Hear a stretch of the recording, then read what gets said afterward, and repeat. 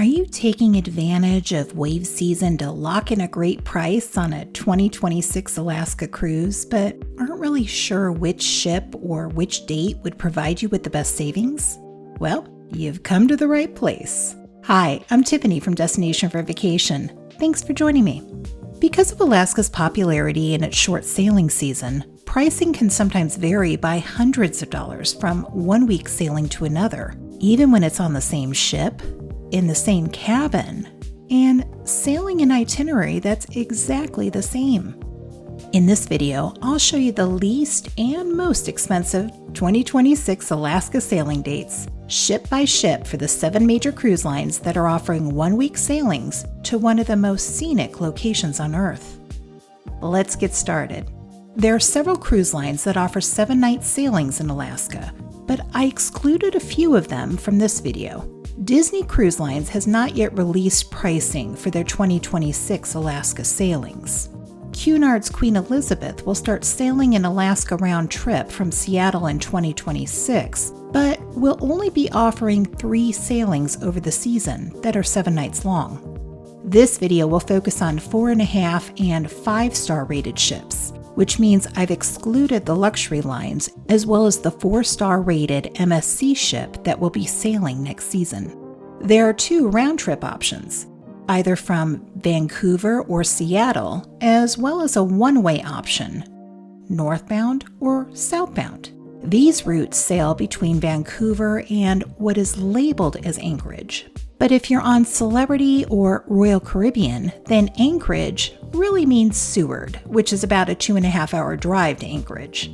If you're on Holland America, Norwegian, or Princess, then Anchorage means Whittier, about an hour's drive away. All pricing shown here was retrieved on January 15th from one website, and each price is for the lowest category for that cabin type that was available to purchase on that date. In this video, we'll look at pricing for inside, ocean view, and balcony cabins. Suites have been excluded because they vary so much between the cruise lines in size and amenities, which makes it more difficult to fairly compare prices. The pricing listed in this analysis is per person, based on double occupancy, not per cabin. And for sake of time, I did not analyze solo cabin pricing since not all cruise lines offer it. Each number in these circles represents Sunday's date for the month.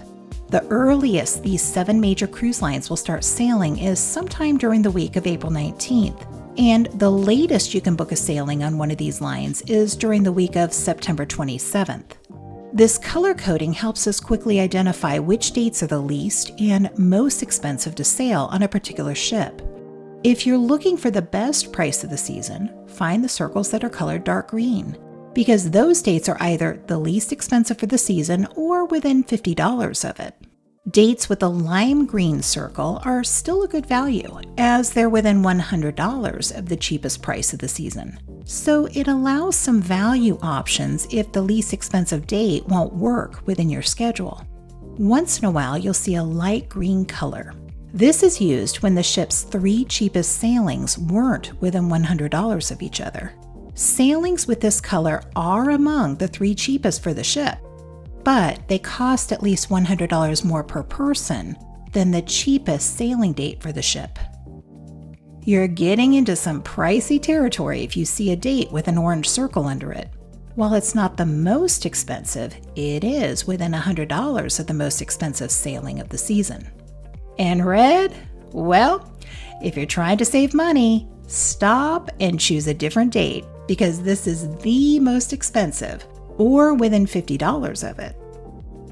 All right, now that you understand the color coding system, let's see the least and most expensive sailing dates for each ship.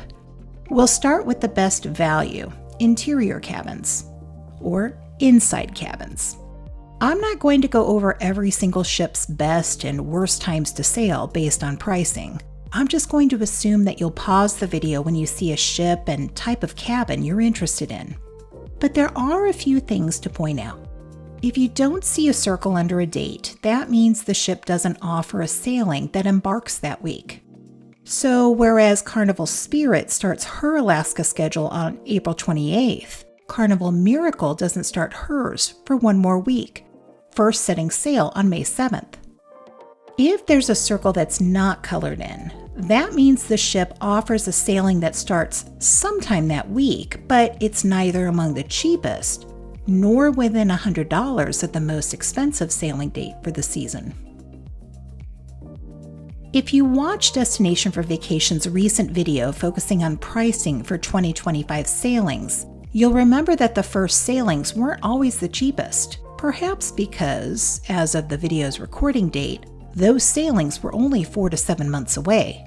But here, for 2026 sailings, which are still a year and a half out, we can see that's pretty much the trend for every ship. With the exception of Celebrity Summit, you'll get the most savings from booking the first 2 sailing dates. And on some ships like Holland America's Koningsdam, Noordam, and Zaandam, you'll still have additional sailing dates to choose from that are within $50 of the least expensive price of the season. If you don't book the May 8th sailing on Celebrity Summit, then plan on paying more than $100 more per person for the next 2 least expensive dates, which set sail May 22nd and June 5th. So in other words, at least $200 more for the cabin. Across the board, June 28th through about July 26th will be the most expensive sailing dates of the season if you book now. As we saw in the 2025 pricing video, that can certainly change as we get closer to those sailing dates and there are still unsold cabins. Here's a suggestion. If you really want to book within one of those weeks, look for a reduced deposit offer and just pay the minimum deposit. Whatever you do, don't pay off the complete balance for the fare. Wait until it's actually due. That way, if pricing for your booked sailing goes down, say about a year from now due to unsold cabin inventory, you can either request a price adjustment from the cruise line, which some will be more than willing to do if you haven't paid your full fare yet, or, worst case scenario, cancel your current booking, losing the deposit, and then immediately turn around and rebook it at the reduced fare. But make sure to do the math first.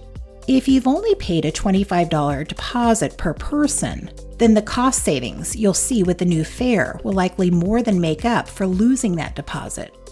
For example, let's say the fare for the cabin I had booked 8 months ago is now $350 cheaper per person. I might lose $50 for the deposits I had made for the 2 of us if I cancel my current booking, but the cabin is now $700 cheaper.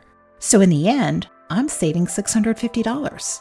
Even if I paid $199 per person for that deposit, I'd still save about $300. Destination for Vacation will be posting a video soon about the advantages of reduced deposits, so you may want to consider subscribing to this little channel and hitting that notification bell to learn about how they can save you a boatload of money.